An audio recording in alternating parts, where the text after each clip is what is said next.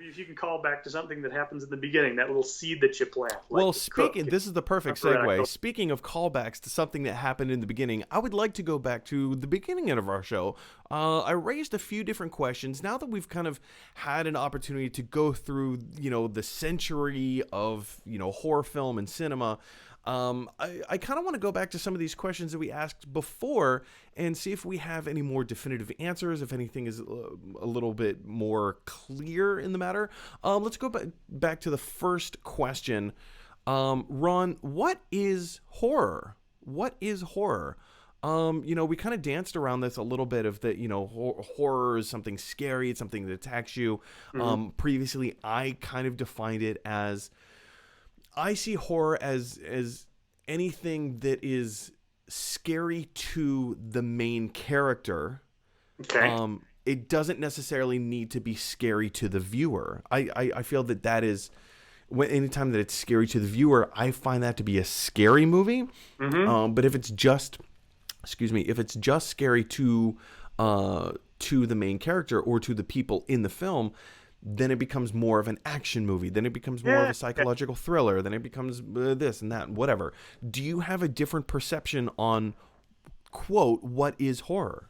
Kinda. I like that definition, though. I think that's really an apt definition. It's like it's one of those things where I say I don't know how to define it, but I know when I see it.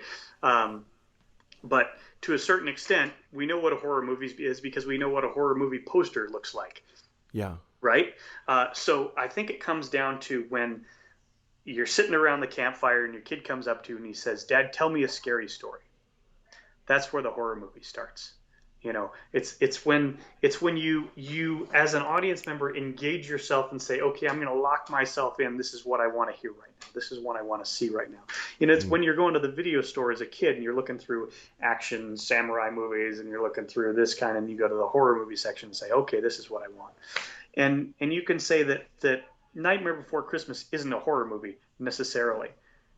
And it's arguably far less scary than movies that don't intend to be scary at all. Sure. But it's certainly a Halloween movie, and it's certainly, it's a fun movie, and it has all those elements of horror in there that don't scare us, that we kind of relate to and we kind of like. That says a lot about Tim Burton as who he is as a person, where he's like, these are the things that I love. I hope you love them too. And, in the same way as you create something saying, I like this, I hope you also like it. Yeah.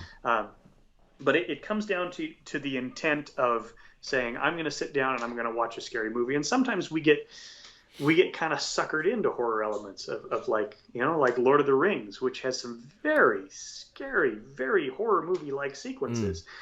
But at no point do you say, I didn't know this was a horror film. You kind of roll with it in a way that you say, well, I wouldn't see a movie about Shelob, the giant spider. I wouldn't see a movie about that. But you're suckered into seeing this. I 1,000% would. In fact, I hope that's one entire episode of the new upcoming Hobbit Middle Earth Amazon show. God. Oh, I think that would be great. Yeah, in that case, see Dragon Slayer. Play the video game.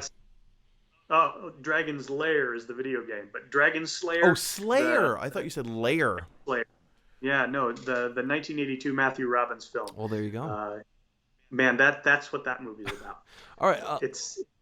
Talk about a movie with socio-political commentary. Oh, my God. Ooh. Well, now we all have to watch it. I want to move on to the next question. Again, I think we kind of already answered this. What's the difference between a scary movie and a horror movie? I already gave my thoughts. Do you have a differing opinion on what's the difference between a scary movie and a horror movie? Well, again, I think that the horror movie is the movie that you intend to watch because you want to be scared or you want that horror experience. And a movie that is scary is a movie that, like, maybe you watch not intending to watch a horror movie, but that's what you got. You got a little scared. Black Swan's a good example. Man, that's a scary movie. Ooh. Oh my God. I think Black Swan disturbed me more than most any horror movie I've seen in the last 20 years.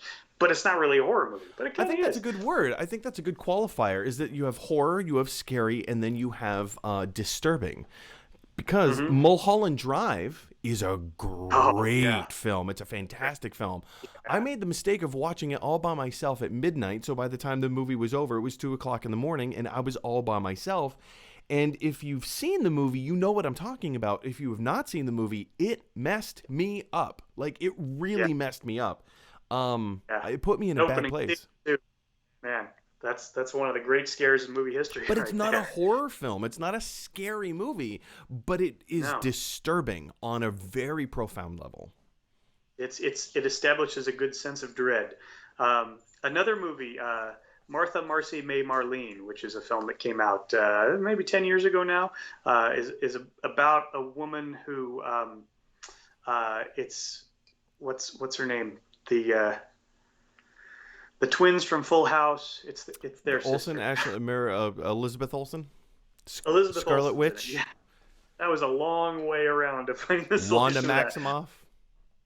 Yeah, but it's about a woman who has escaped from a cult, and it's about her like recovering from her escape from this cult. Interesting. And it's not a horror film, but it's as disturbing as anything I've ever Yeah. watched. It's certainly more disturbing than a lot of horror films that I watch. So what makes that difference from, say, The Shining? The Shining has something like a supernatural element to it, a fantastical element, Mm. that's not present in everyday life, which means it's not necessarily a horror film. And a movie like Silence of the Lambs rides that line, but it's about a serial killer playing mind games, Right. and so it bridges that, yeah. But it's not The Conjuring, for instance. Oof. Now I could Ugh. talk my No wife thanks. into watching Black Swan, and she'll watch it perfectly happy and really enjoy it, but she wouldn't watch The Conjuring. Nope. Hard pass for me. Hard pass. Yeah. Something that is not a hard pass for me is what. Again, we addressed this all the way at the beginning of our discussion here. What draws us to these types of movies? What is it about humanity that we just are attracted to gore and violence and the insatiable desire to be instilled with fear? Why are we drawn to these things, Ron? It's have you ever seen the movie Deathgasm? No. It's a New Zealand film Sounds about delightful. metal, about heavy metal. It's actually a really, really funny film. It's kind of along the lines of Shaun of the Dead in a lot of ways. Okay. But it's about a couple of heavy metal kids that find this record that's supposed to be either written by Satan or something like that, having satanic lyrics, and they decide to play the music, or they find the sheet music and they play it, and it brings about the apocalypse.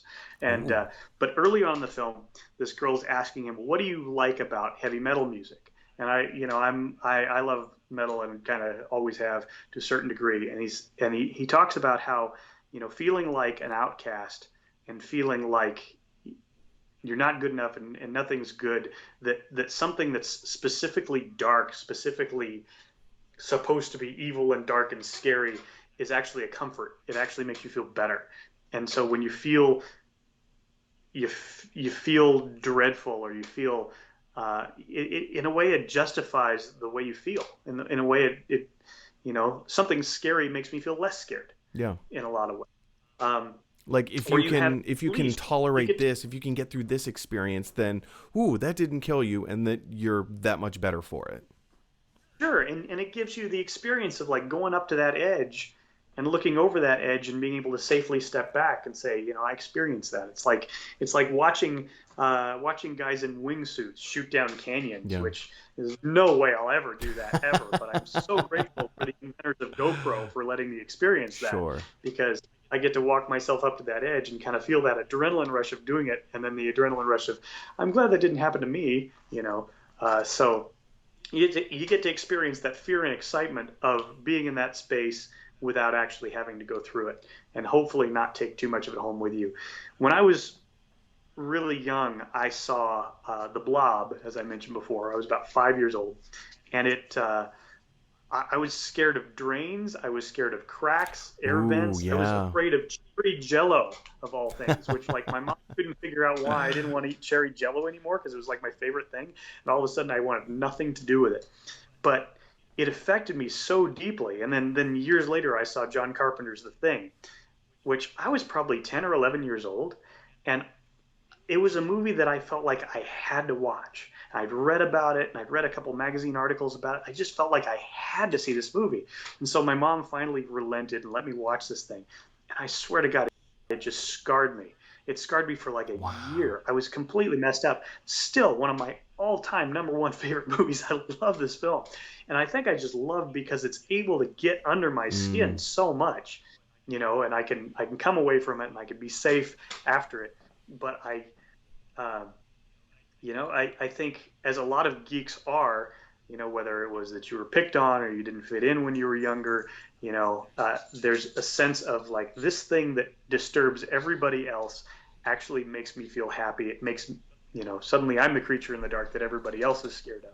And by loving this thing that not everybody loves, I've got like a little notch on everybody else. Yeah. I've got this thing that I just love to experience. And then when you find somebody else that appreciates it as much as you do, then there's like an instant bond where you can go, oh yeah, John Carpenter did the thing when Mm-hmm. that happened. Oh my God, Yeah. like instant. In the same way that like 5 minutes into our conversation, we started talking about movies and we talked about the things we had in Yeah. common.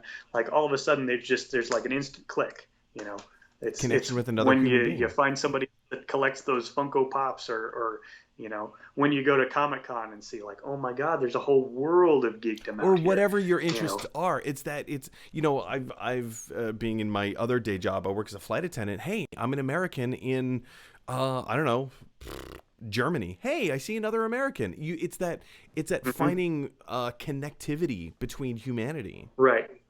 Right. And if you met that guy on the street somewhere, you just wouldn't be like, Yeah, who hey, whatever. cares?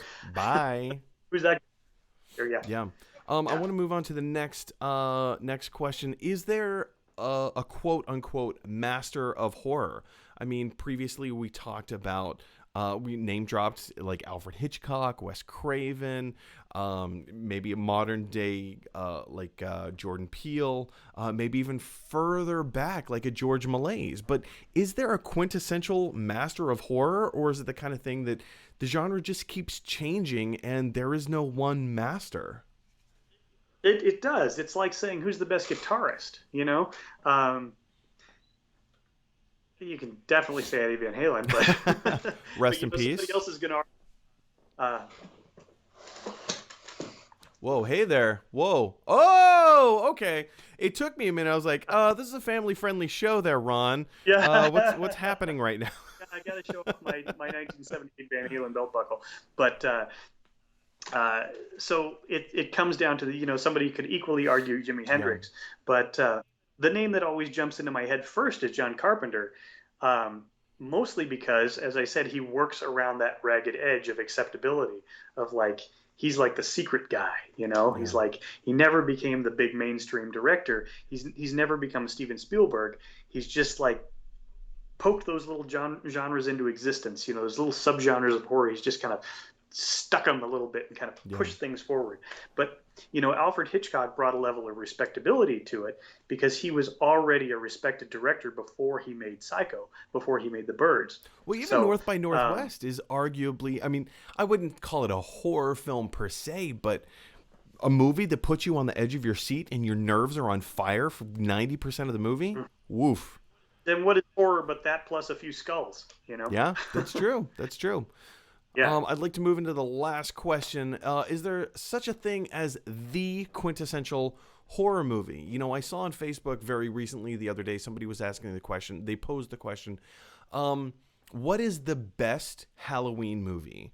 And Oh, the best Halloween movie. Oh my and gosh. I was, a lot of people were chiming in with what their favorite things were, like Nightmare Before Christmas or, um, geez, I don't know, Hocus Pocus or whatever, or, Nightmare on Elm Street.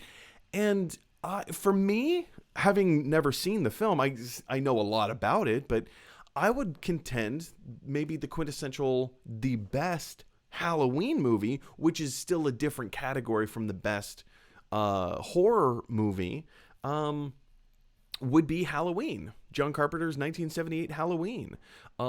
It's the holiday's namesake first and foremost. You have an iconic character that kind of. It's again kind of arguable that Michael Myers was the first of the slasher films. We have Mm-hmm. the iconic look. We have the mask and all of the lore and history behind the mask with William Shatner.